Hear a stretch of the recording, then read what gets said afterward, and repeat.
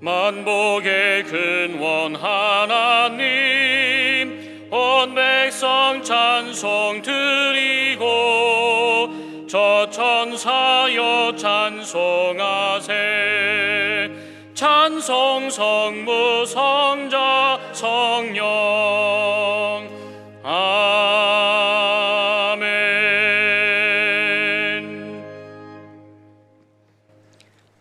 여호와의 산에 오를 자가 누구며 그의 거룩한 곳에 설 자가 누구인가? 곧 손이 깨끗하며 마음이 청결하며 뜻을 허탄한 데에 두지 아니하며 거짓 맹세하지 아니하는 자로다. 그는 여호와께 복을 받고 구원의 하나님께 의를 얻으리니 이는 여호와를 찾는 족속이요 야곱의 하나님의 얼굴을 구하는 자로다. 셀라.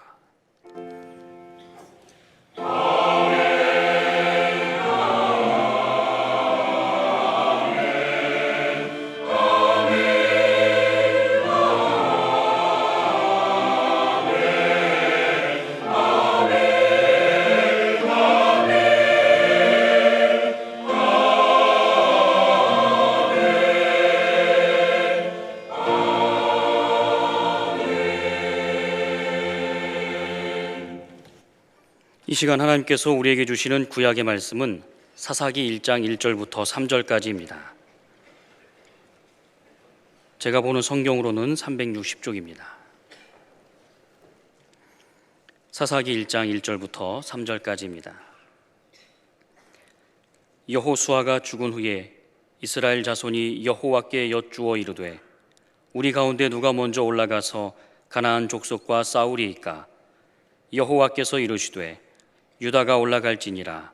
보라, 내가 이 땅을 그의 손에 넘겨 주었노라 하시니라. 유다가 그의 형제 시므온에게 이르되 내가 제비 뽑아 얻은 땅에 나와 함께 올라가서 가나안 족속과 싸우자. 그리하면 나도 내가 제비 뽑아 얻은 땅에 함께 가리라 하니 이에 시므온이 그와 함께 가니라. 아멘.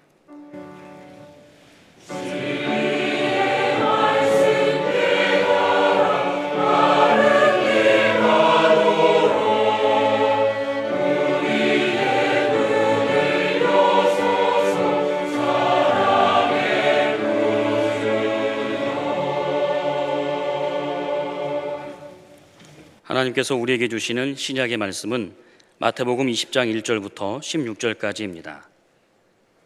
제가 보는 성경으로는 32쪽입니다.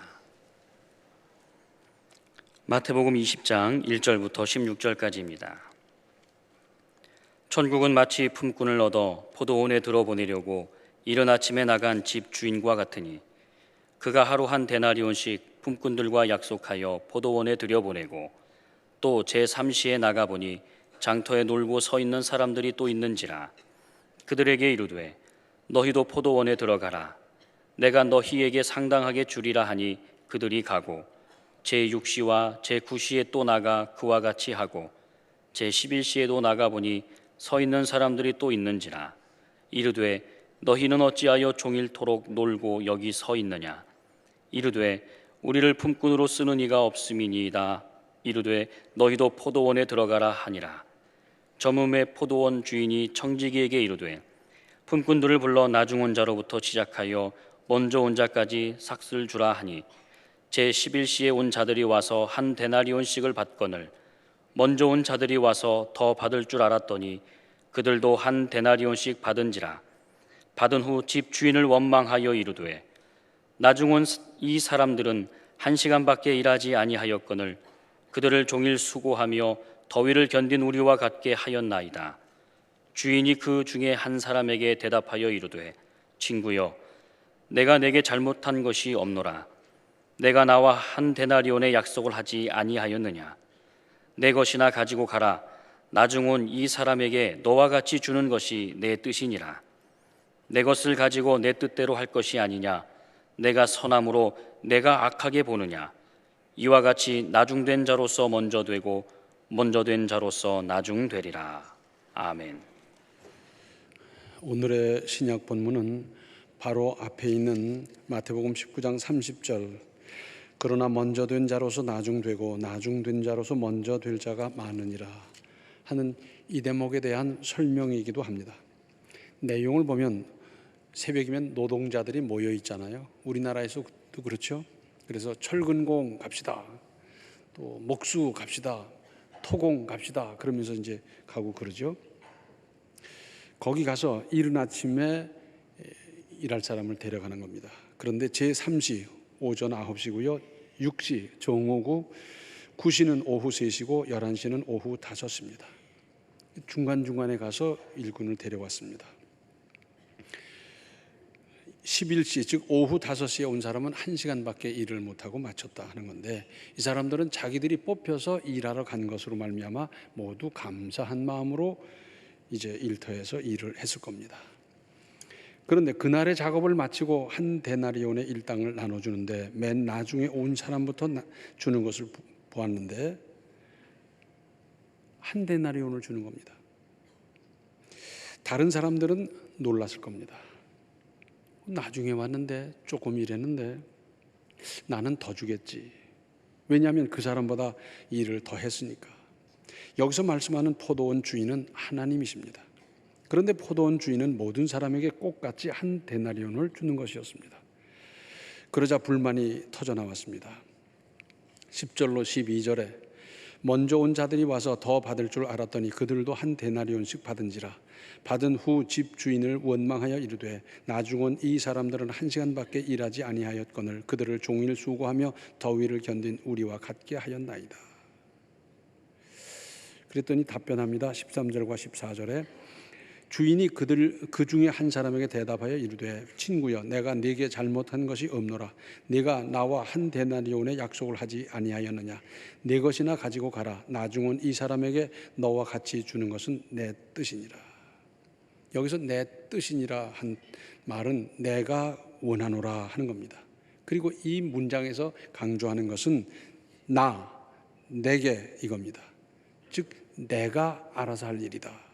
즉 누구를 긍휼히 여기고 누구에게 은혜를 베푸는 것은 하나님의 절대 주권에 속합니다. 누구도 감히 이 주권적 행사에 이의를 달거나 원망할 수 없습니다. 그러면서 15절에 내 것을 가지고 내 뜻대로 할 것이 아니냐. 내가 선함으로 내가 악하게 보느냐. 이른 아침부터 일한 사람에게 약속한 대로 준 것은 정당한 일입니다. 그런데 나중에 온 사람에게 같이 준 것은 정당 이상의 것입니다. 정당 이상으로 주시는 것이 은혜입니다. 하나님의 은혜나 선을 시기하고 원망하는 것은 도리어 악한 겁니다. 벵겔이라고 하는 신학자는 이런 말을 했습니다. 하나님께 잘못하는 것은 악이다. 그런가 하면 하나님이 자기에게 잘못한다고 생각하는 것은 더 악하다 그랬어요. 그때 사람이나 지금 사람이나 이 섭섭병이 있어요. 그래서 섭섭병이 걸리면 이렇게 해줘도 섭섭하다 그러고 저렇게 해줘도 섭섭하다 그러고 좋게 해줘도 섭섭하다 그러고 늘 섭섭하다는 겁니다. 이 병 치료하기가 상당히 힘들어요. 그러다가 하나님께까지도 섭섭하다 그래요. 그런데 이 본문 말씀을 요약해서 말씀하자면 신약 본문의 주지는 구원은 전적으로 하나님의 주권이라는 것과 인간적인 어떤 조건, 즉 선후, 우열의 차별 없이 모두 받아주시는 하나님의 은혜를 설명한 겁니다. 누가복음 23장 39절로 43절에는 이런 말씀이 있습니다. 예수께서 십자가상에 달려 계실 때의 일입니다. 옆에 강도들도 같이 십자가를 지고 있었지 않습니까? 달린 행악자 중 하나는 비방하여 이르되 네가 그리스도가 아니냐. 너와 우리를 구원하라 하되 하나는 그 사람을 꾸짖어 이르되 네가 동일한 정죄를 받고서도 하나님을 두려워하지 아니하느냐. 우리는 우리가 행한 일에 상당한 보응을 받는 것이 이에 당연하거니와 이 사람이 행한 것은 옳지 않은 것이 없느니라 하고 이르되 예수여, 당신의 나라에 임하실 때 나를 기억하소서 하니 예수께서 이르시되 내가 진실로 네게 이르노니 오늘 네가 나와 함께 낙원에 있으리라 하시니라. 예수님과 함께 십자가에서 처형당하던 두 강도, 거기서도 예수님을 조롱하는 사람이 있는가 하면 극적으로 최후의 구원받은 사람이 있다는 것 아니겠습니까? 마지막 기회를 놓친 사람과 잡은 사람은 그 후 천양지차, 즉 하늘과 땅만큼의 차이, 그 차이에 다음 생이 되고 말았습니다. 그래서 천국과 지옥, 엄청난 차이죠. 이상적으로 말씀한다면 어려서부터 모태신앙으로 태어나고 자라고 유아부, 유치부, 유년부, 초등부, 소년부, 중등부, 고등부, 청년부의 단계를 거쳐서 체계적으로 신앙생활하는 것이 최상이지만 늦게라도 믿고 구원받을 수 있는 기회를 제공해 주시는 하나님은 참으로 은혜로우신 분입니다.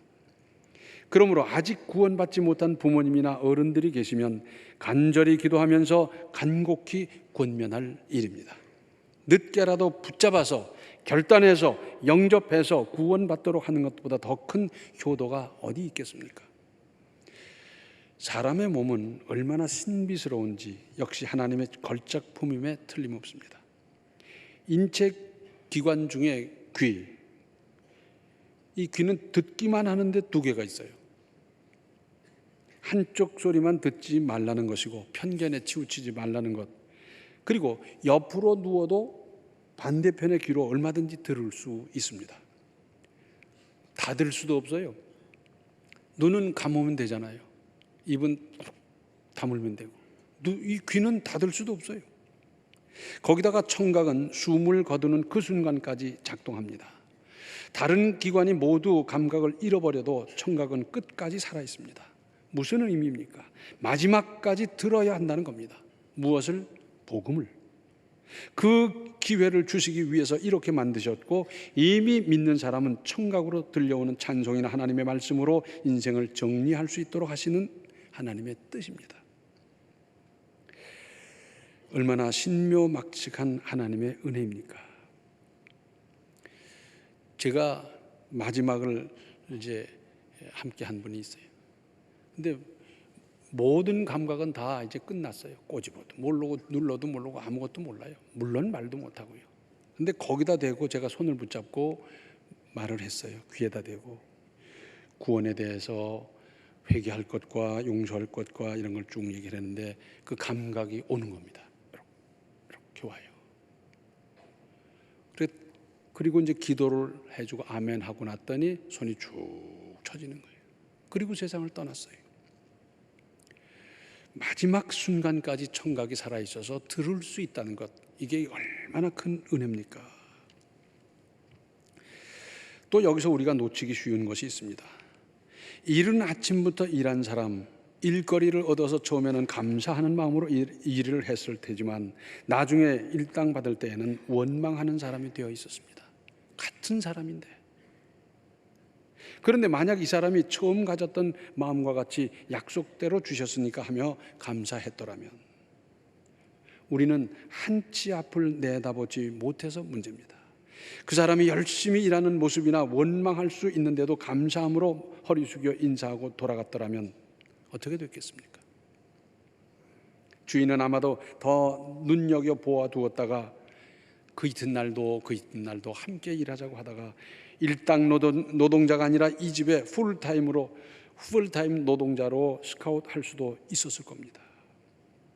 우리는 코앞에 있는 것밖에 못 봐서 문제입니다. 그 다음을 좀 내다보십시다. 원 스텝, 10걸음 3년 후, 5년 후가 아니라 한 걸음 그 앞에만이라도 조금 보도록 하십시다.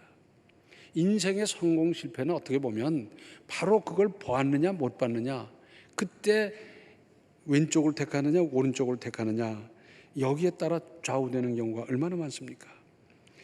한치 앞을 보는 이런 자세는 얼마나 중요한 일인지 모릅니다. 내가 이렇게 하면 그 다음 어떻게 될지에 대해서 좀 생각하며 살아가십시다. 오순절 성령 충만의 역사가 막 불붙듯이 일어날 그때 사람들은, 교권자들은 그 사람 한두 사람만 죽여버리면 될 줄로 생각했습니다. 죽여서 될 일이 아니고 자기들이 믿으면 될 일인데 엉뚱한 생각을 하는 것이었습니다. 사도행전 5장 34절로 39절에는 이런 말씀이 있습니다. 가말리엘은 율법 교사로 모든 백성에게 존경받는 자라. 공회 중에 일어나 명하여 사도들을 잠깐 밖에 나가게 하고 말하되, 이스라엘 사람들아, 너희가 이 사람들에게 대하여 어떻게 하려는지 조심하라.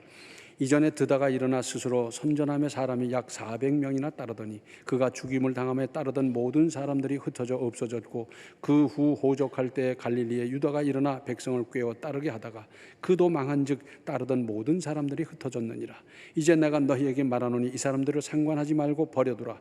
이 사상과 이 소행이 사람으로부터 났으면 무너질 것이요 만일 하나님께로부터 났으면 너희가 그들을 무너뜨릴 수 없겠고 도리어 하나님을 대적하는 자가 될까 하노라 하니. 조금만 두고 보면 다 흑백이 가려지고 마각이 드러날 건 드러날 것이고 다 그럴 텐데도 그걸 못 참아서 사람 죽이는 일부터 하겠다는 이 사람들은 얼마나 잘못됐습니까? 구원 믿음으로 받습니다. 믿으면 받습니다. 어떤 조건도 없습니다. 그런데 상급에 대해서는 좀 살펴볼 필요가 있습니다.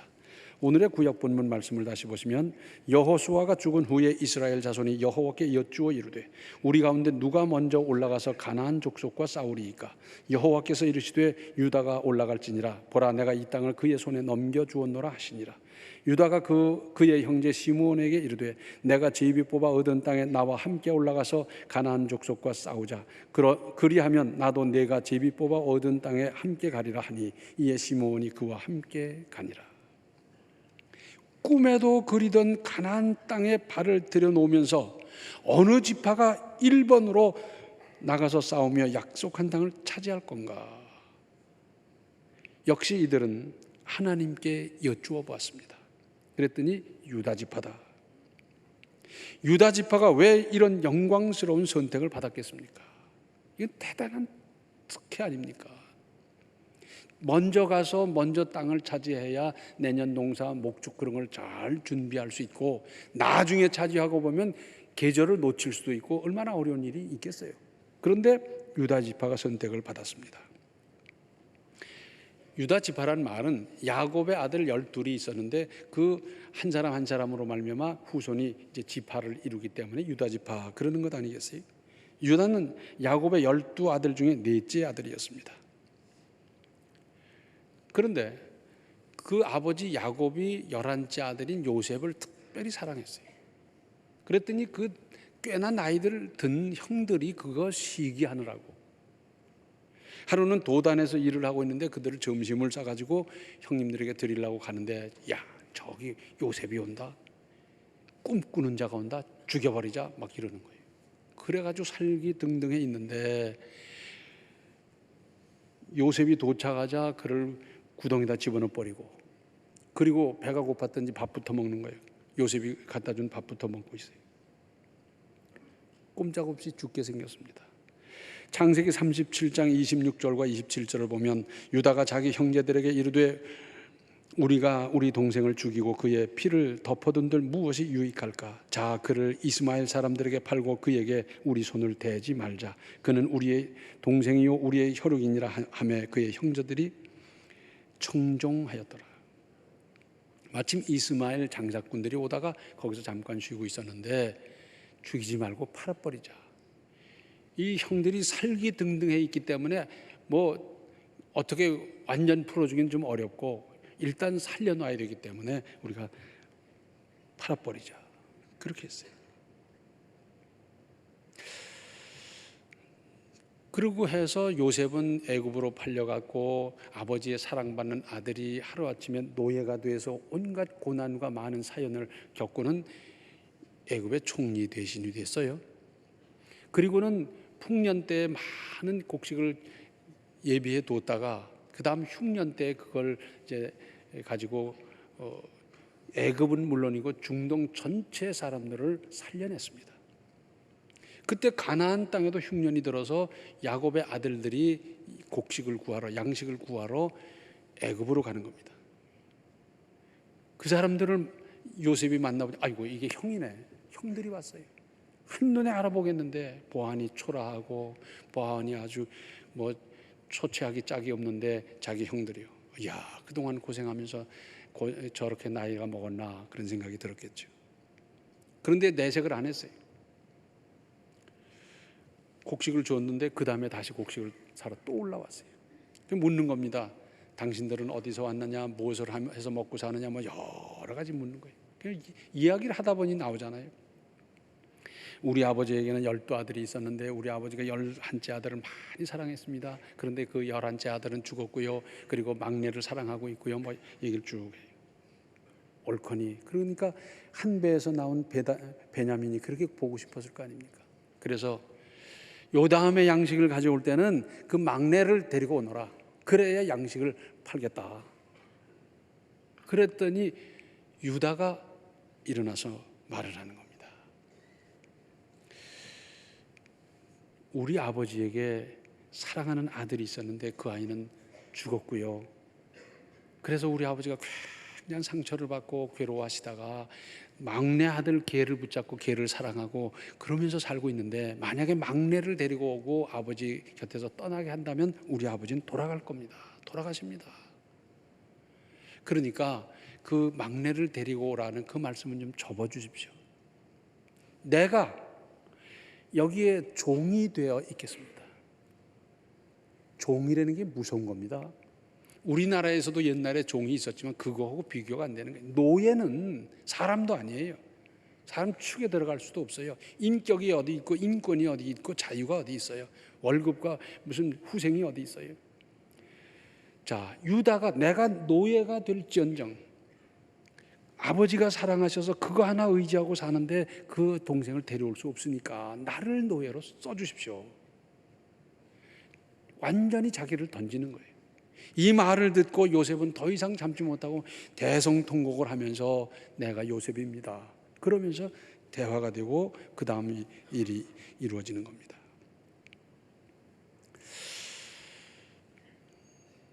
하나님은 희생하는 것을 기뻐하십니다. 자기 몸을 완전히 내던진 거예요. 여기에서 요셉은 더 이상 자기를 감춰둘 수가 없어서 자기를 드러내고 형제들과 얼싸안고 엉엉 울었고, 나중엔 마침내 야곱과 그 아들들 온 식구 70여 명을 애굽으로 오게 해서 그 흉년을 피하면서 거기에 안착하게 했더랬습니다. 하나님은 희생을 기뻐하십니다. 나는 하나님을 믿으면서 하나님을 위해서, 교회와 이웃을 위해서 얼마나 희생했습니까? 굶어본 일이 있습니까? 중요한 시간을 내서 하나님께 봉사한 일이 있습니까? 땀을 흘려본 일이 있습니까? 내 힘에 겹도록 헌금하며 함께 한 일이 있습니까? 한번 잘 살펴보십시오. 하나님은 희생을 기뻐하십니다. 이런 유다의 후손 그 지파에게 하나님은 가나안 처음 전쟁을 치르고 차지하도록 하십니다. 2절을 보시면 여호와께서 이르시되 유다가 올라갈지니라, 보라 내가 이 땅을 그의 손에 넘겨 주었노라 하시니라. 이기는 전쟁이었고 처음으로 비옥한 땅을 차지하는 영광을 얻었습니다. 이 유다 지파에서 다윗이 나왔고 예수님도 태어나셨습니다. 그런데 이렇게 다 이겨놓은 전쟁, 가기만 하면 이기는 겁니까? 막대기 들고 가도 싸우면 이기는 겁니까? 하나님은 이기에 모든 것을 마련해 놓았다 하더라도 이쪽에서 할 일이 있지 않습니까? 그래서 3절을 보시면 유다가 그의 형제 시므온에게 이르되 내가 제비 뽑아 얻은 땅에 나와 함께 올라가서 가나안 족속과 싸우자.